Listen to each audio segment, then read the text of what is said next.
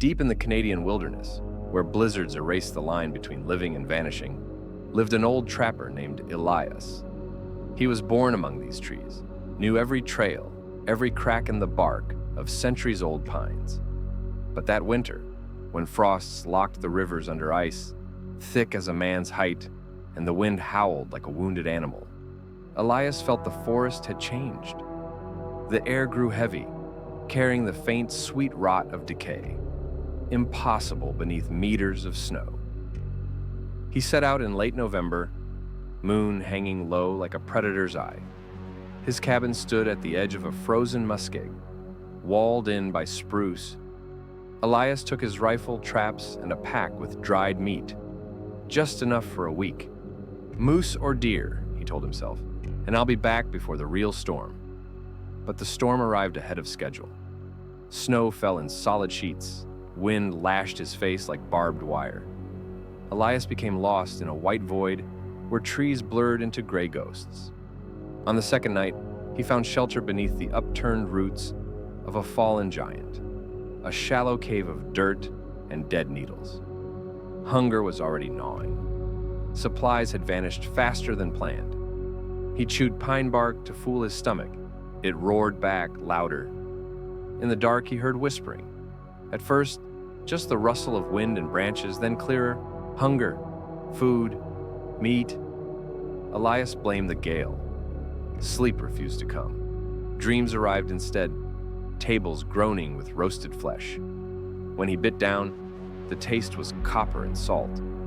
On the third day, he found tracks. Not deer, not wolf.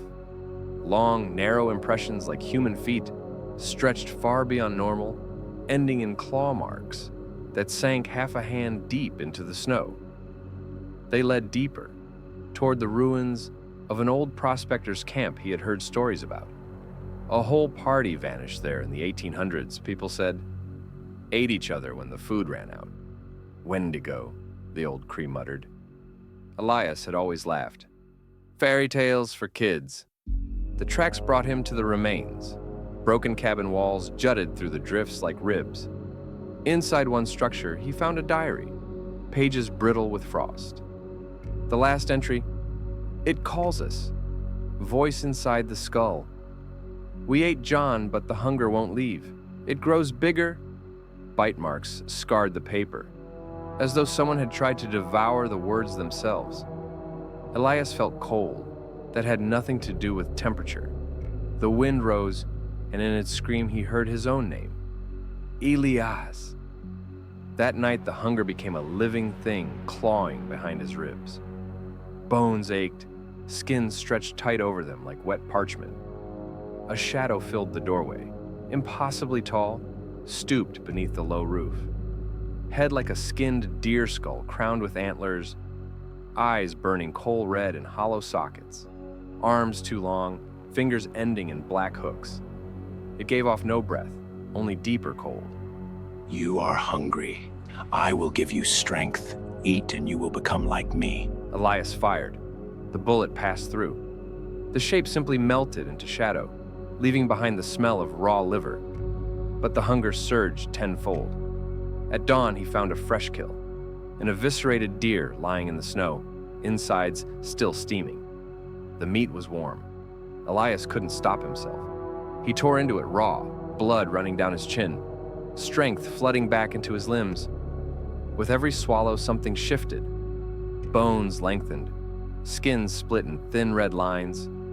Laughter, not his, echoed inside his skull. By evening, he heard voices, not whispers, screams. The forest had woken, trees bent without wind, snow hissed curses.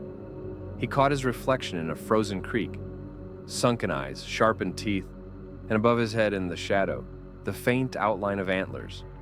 The Wendigo isn't outside, he understood far too late. It grows from the hunger inside. He walked on, no longer walking like a man. Behind him stretched long, clawed prints. Somewhere far in the dark heart of the taiga, a howl rose, not wind, but summons. Elias answered. The forest swallowed him whole. The next winter, other trappers found his cabin empty. On the table lay an open diary. The final line, written in a hand that shook and then steadied into something else entirely. It calls, and I go.